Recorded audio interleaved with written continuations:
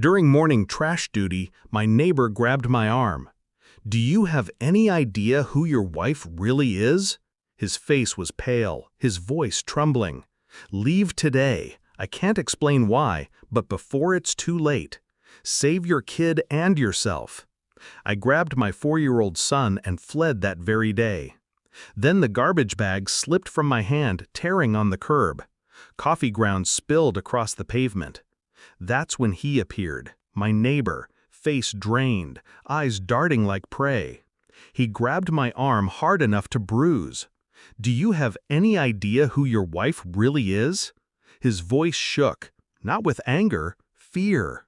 "Leave today," he whispered, glancing at my house as if it were alive, listening.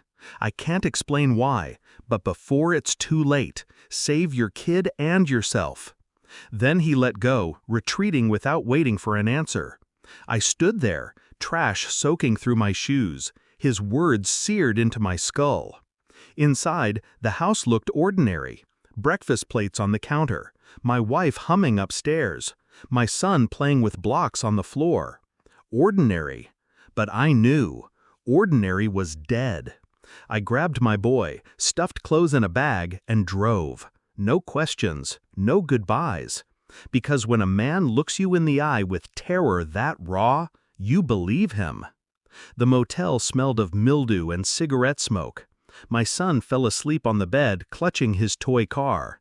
I sat in the dark, replaying every moment of my marriage. Her late nights, her sudden trips, her phone turned face down. Signs I had excused, ignored. Now each one cut deeper. I called the neighbor that night, but he didn't answer. No return calls. By morning, his number was disconnected. His house, boarded up, curtains drawn. He was gone.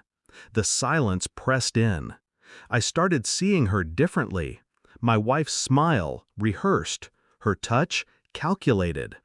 Every memory warped, corrupted by suspicion.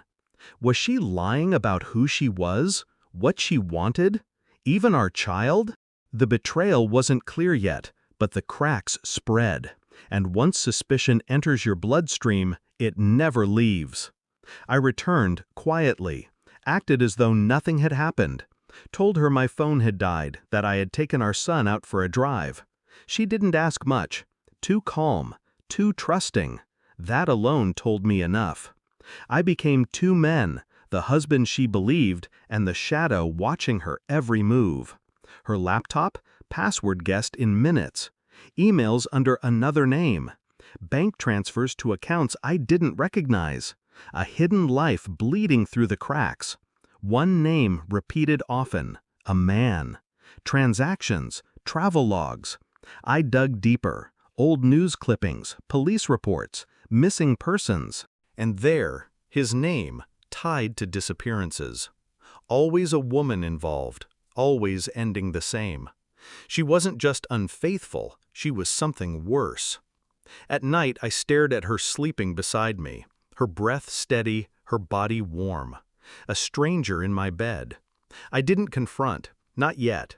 Instead, I ordered a DNA test, collected hair from her brush, from my son's pillow. Quiet rituals, unspoken. Every smile she gave me, every kiss, only sharpened the knife I was hiding behind my calm. The envelope arrived on a Tuesday, plain, white, heavy with truth. I opened it alone. My son, not mine. The test was absolute, 0% match. I didn't scream, I didn't throw the paper. I sat still, breathing slow. My world had already ended. I was only reading the obituary. That evening, I placed the report on the kitchen table. She walked in, smiling faintly, carrying groceries. Her eyes fell on the paper. She froze. "What's this?" I didn't speak. She opened it, read, her face drained of life. "I can explain." I raised one hand. Not to strike, just to silence. The calm in me was more terrifying than rage. She crumbled, tears, begging, excuses spilling out. But I had already moved past the noise.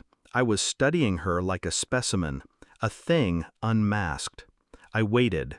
Days. Let her choke on her own panic. Pretended life was normal, though she flinched at every silence, every glance. Then I acted. I called her parents, her sister, her colleagues. A small dinner, I said, just family.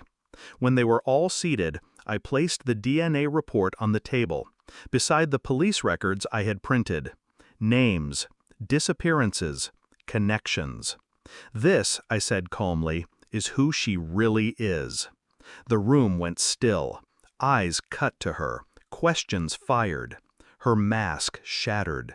She pleaded, cried, cursed me. But it didn't matter. The truth is heavier than tears. Her family turned first, faces twisted in shame and horror. Then her colleagues, silent, disgusted. I didn't shout. I didn't accuse. I simply watched her drown in the truth. The woman who dragged me into a lie now had nowhere to hide. I left that night with my son. The house was hers now. Or rather, it was her prison, walls echoing with her collapse. There was no reconciliation, no words left to trade. I had saved my son, I had saved myself. But more than that, I had stripped her of the one weapon she always had: secrecy. Her double life was gone, her mask burned. And in that silence, I felt nothing.